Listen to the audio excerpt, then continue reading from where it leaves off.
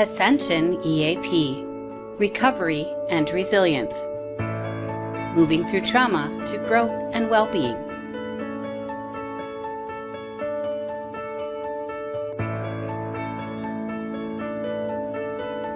Portions of this series were filmed at St. Anthony's Retreat Center in Marathon, Wisconsin.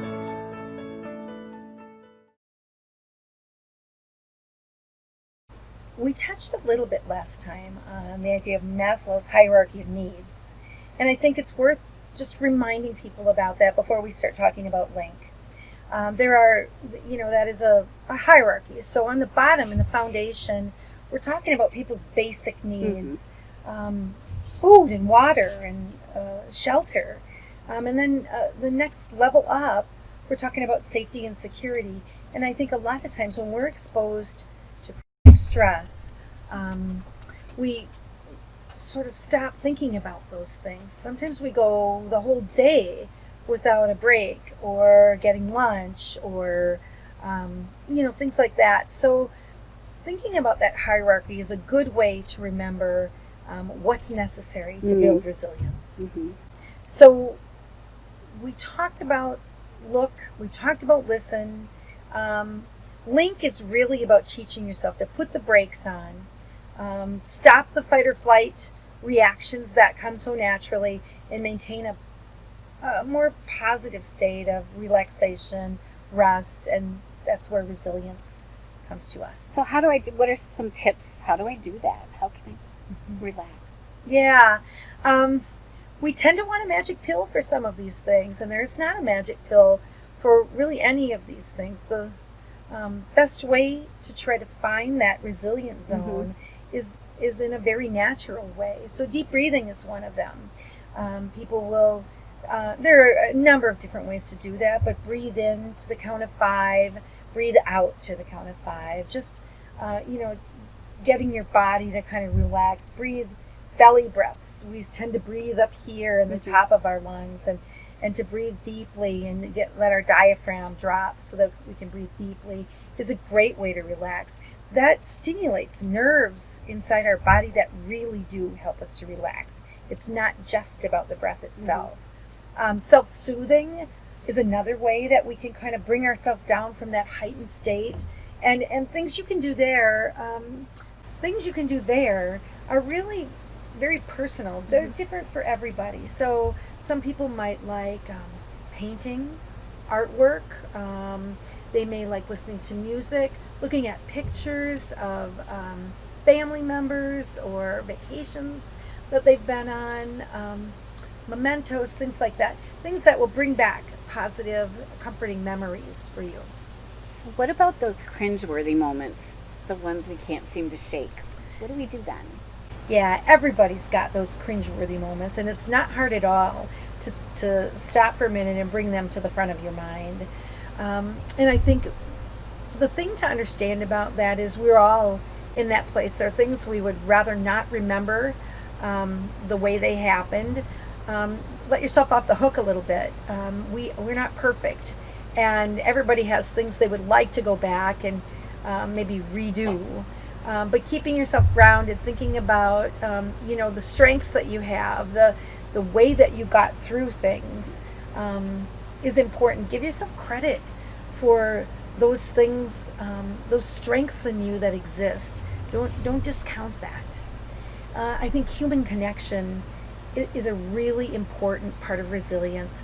When I see people who are not feeling so very resilient, I see people who are starting to pull away from their social connections, from their social supports. And I think that, while sometimes we're tired and we just don't have any more energy left for our neighbor or our kids or our best friend even, it's important to make sure that we build those things into our life. They're not optional. We're social beings and we need to stay connected. Another aspect of resilience is our ability to kind of look at what's important. What is our purpose? We're not here to just complete tasks and get as much done as we possibly can on a daily basis. We all have a reason to do what we do, and most of us have a bigger idea of our our place in this world. And I think reconnecting with that purpose, that important mission that you have, the thing that puts the sparkle in your eye, that helps to reconnect with those resilient strengths. So what is your why? What is important to you? What gives your life meaning? And again, just like some of those tasks or exercises we can do to bring ourselves down from the fight or flight response, those purposes, those missions are all very personal to each person. So it's, again, about stopping and looking and listening to what's important to you before you move forward to life. So finding meaning, people grow through difficult circumstances.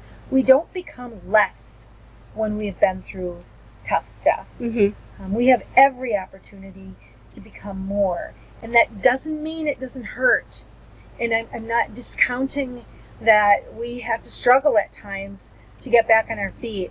But when we get back on our feet, we have our life experience to use to cope moving forward. And I think we don't want to forget that.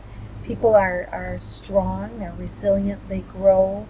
It sounds like we should look for that silver lining then. Is that what you're saying? Yeah. But I would say don't rush yourself to do that. I mean, I think it's like rushing someone through grief. Well, they've been gone for 6 months, you should be over it, right? No.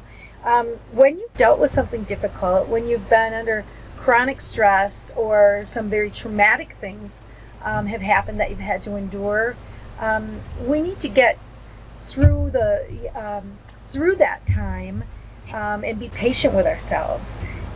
We'll find that post-traumatic growth. Oftentimes it surprises us. It's better to let that come to you and be optimistic about it than go searching to try to progress. So this gives me hope. There is hope. There's hope that things will change. There will be new opportunities. There'll be good things that come from the difficult times that we've been through. Hope is a necessary component of resilience. If we're feeling hopeless, we're not even pulled toward getting to that resilient place, that resilient zone that we should live in or try to live in. Yeah. And research shows that if you're lacking hope yourself, sometimes the hope of other people around you can be enough to pull you through. So again, that social connection is a very valuable thing here. So how does resilience play into the hope, resilience? How does that work together? Yeah. Without hope, it's very difficult to be resilient. It's a necessary component of resilience. That aspiration of something better coming, that it's not all over yet, there's more to be. So resilience is the ability to recover and adjust when we've been through really difficult times. And we're not talking about a bullseye and a target. We're talking about operating in a zone. Some days I wake up and I'm, really in that resilient zone. Some days I'm operating on the edge of that zone because I'm a little tapped out. So tell me about that zone, the resilient zone. Yeah. The resilient zone is just that. It's a zone. You are not hitting a bullseye target and a specific feeling every day.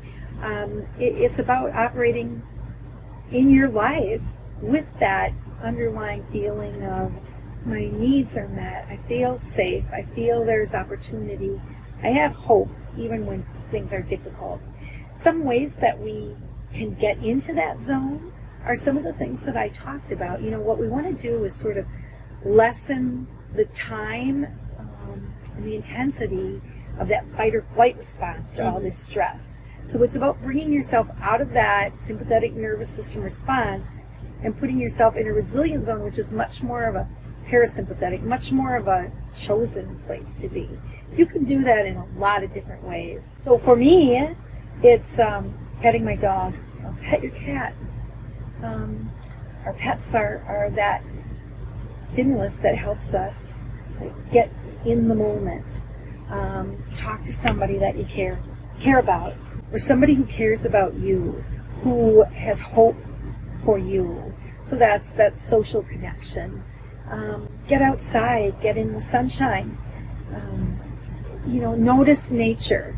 Notice the chipmunks and the birds and your neighbor puttering around in his yard. All of those things help you get in the moment. We aim to come back to that central place where we're making decisions, where we are feeling more resilient.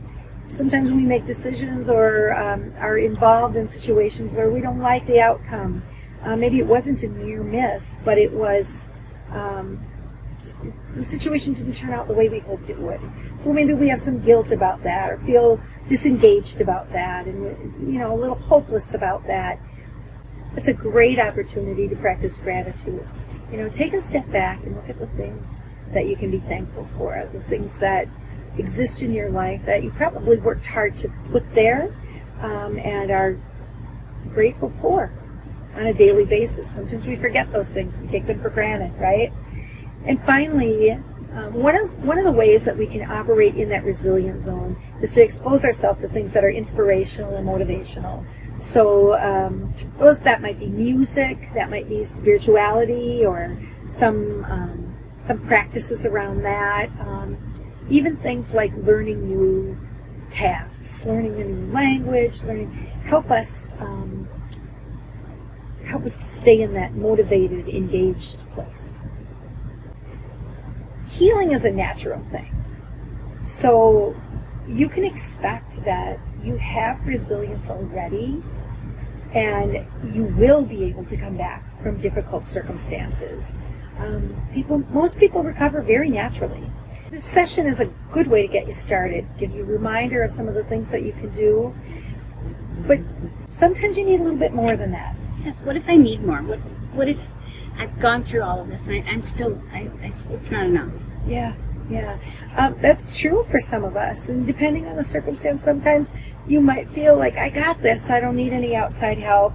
And another circumstance, you might feel like, I could use a little additional support, right?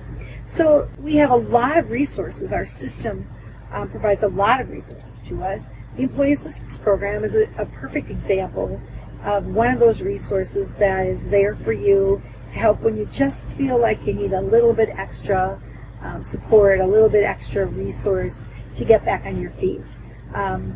We have some great programs at EAP, and we're just waiting for your call. Additional resources on grounding, deep breathing, and yoga can be found at Ascension EAP's YouTube channel.